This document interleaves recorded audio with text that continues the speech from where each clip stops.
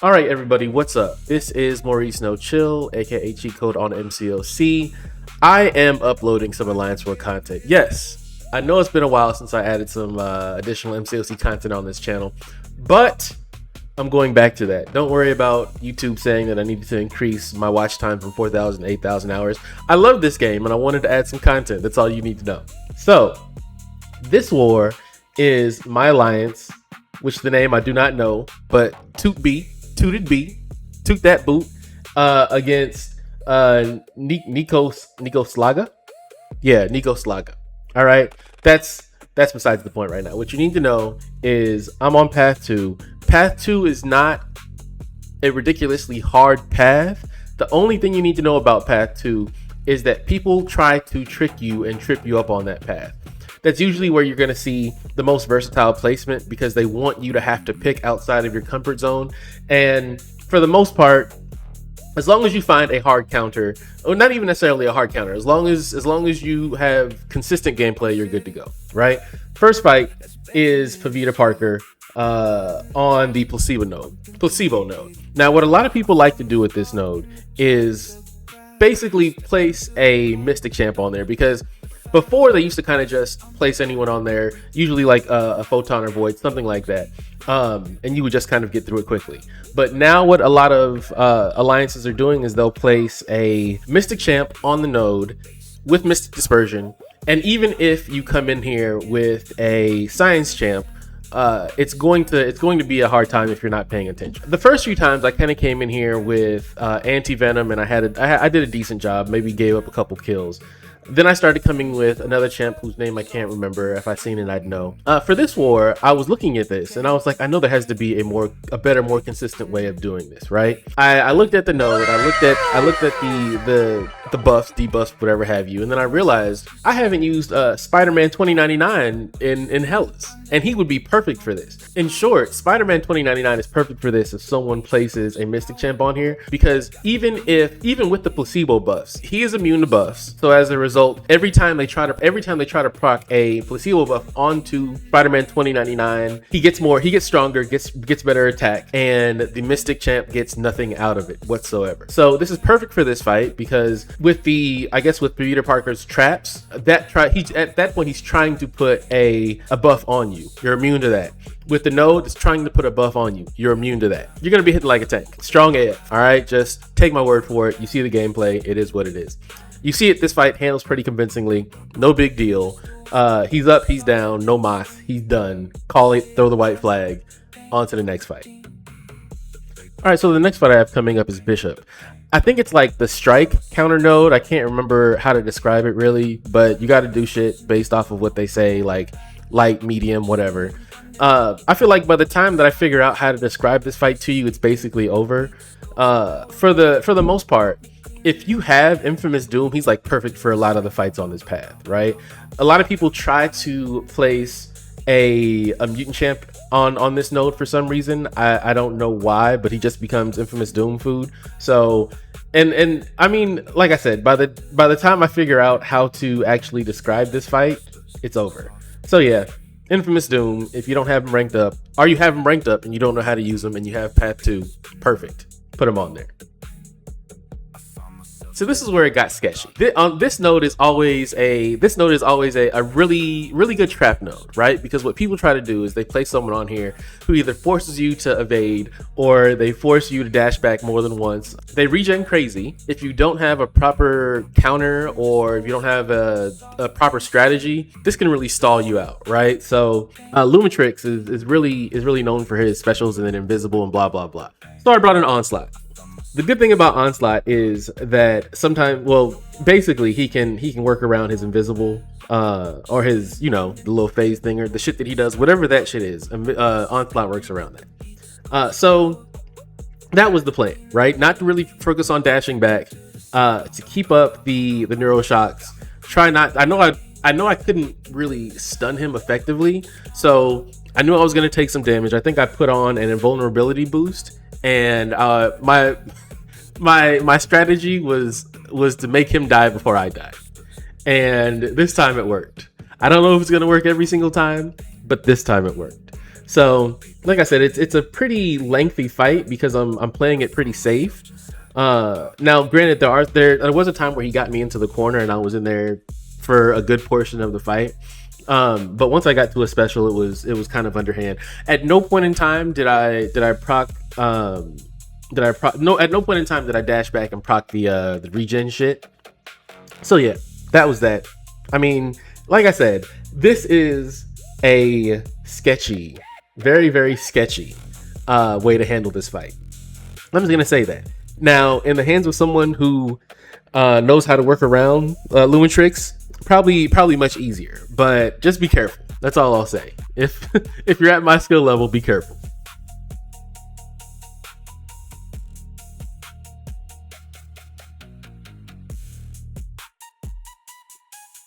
All right, so the next fight was with Spider Woman, and this is always a tricky node because, well, not really. I'm not. It's not that difficult, but usually someone places someone who is going to cause problems, right? It's not necessarily a trap node. It's just that depending on who they place here, your options may be limited in terms of someone who's immune to shock.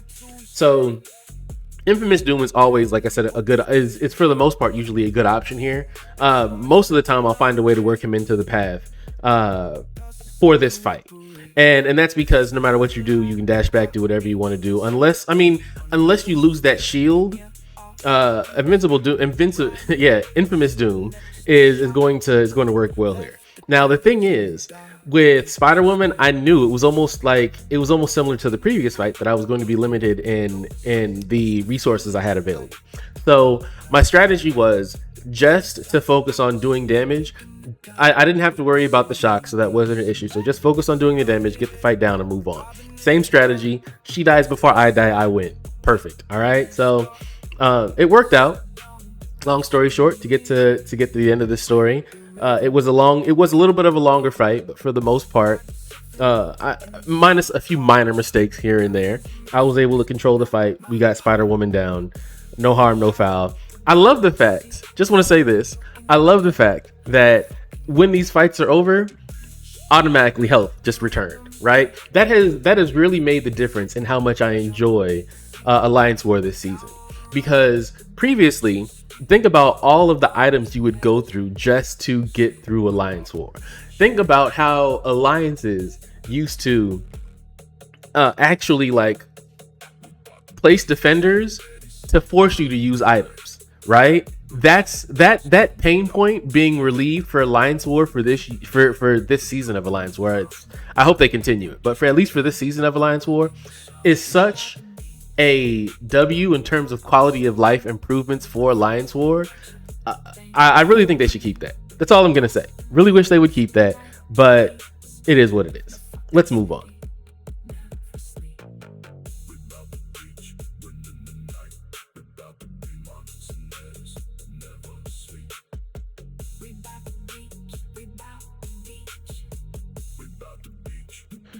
All right, so this last fight is what is that? It's that mini boss, not mini boss. I guess it's like a mini boss, whatever it is. It's that node where when you knock them down, they go immune, so you can't really put any debuffs on them, or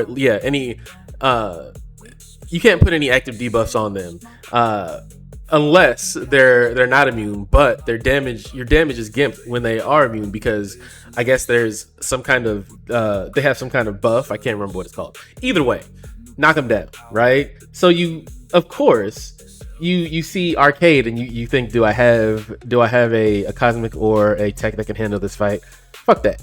Just bring in Onslaught. All right, just do yourself a favor, bring in Onslaught. Onslaught is perfect for this. And don't worry, if you look at these fights and all you see is clash relationship, then you really need to take a little bit deeper look at Alliance War, because a lot of it is more than just class relationship. All right, just matchup for matchup. Onslaught does an awesome job in this fight. I probably could have also, if the path was built for it, I probably could also brought in Pavita or whatever. But yeah, I mean, and I don't even feel like this fight was ever really in jeopardy. I just kind of stood my ground. Whenever he went for a heavy, I throw a heavy of my own. I built up to a special. I did it a few times, and then I think once I built up to I think once I built up to a special 2, I used it and the fight was over. So this is also a tricky node depending on who they try to put on here. A lot of people put Absorbing Man on here because they feel as though that causes the most problem for people. But if you have a decent science roster and you have okay, so Photon works perfect for this path. Human Torch works perfectly for this path. A rank 4 anti venom, perfect for this path. Now, keep in mind, rank 4 anti venom. Don't worry about knocking him down, right? He's going to heal up on his own. Don't knock him down. Just keep hitting him, right? Do not knock him down. Just keep hitting him. It'll be a long fight, but you'll get it down. But I say all that to say, Onslaught, great for this path, great for this fight. Especially this fight, especially even with the class disadvantage, whatever you want to call it. He's a great option for this fight considering the passive debuffs that he can put on somebody. Like I said, once you get to a special 2, the fight's over. All right. So that's it. I really wasn't able to take anything on Boss Island because I just didn't have the champs for it. So that's kind of where it ended. Let me see if I can take a second. I think this war's over by now. Let's see. So while I wait for this war to come up, I do want to say, like I said, I will be making more content for this channel. I will be making more MCOC content for this channel. Will I be doing live streams on a regular basis? I'm not sure. I'm having too much fun with these Souls-like games and then Marvel Tokon. But you will start to see more Marvel Contest Champions related uploads on this channel. Not just crystal openings, I promise you. I will not go back down the crystal opening rabbit hole. Although you're probably going to be watching a crystal opening now, considering that I need to fill this time. But understand, I will be making more content for MCOC on the channel. Live streams, and if you catch one, it's going to be a few in between. All right, but thank you for watching this video. If you can, like, subscribe, share, all the good things. Thank you for your time, everybody. Hey, be good out there. You have a good day. And did we win? Is it even over? So at the time of this, it's not over. So what I'll do is I'll put the results on the screen, right? I'll just say we won or we lost, if you even care. But thanks everybody. You guys have a good one, and I will see you next time.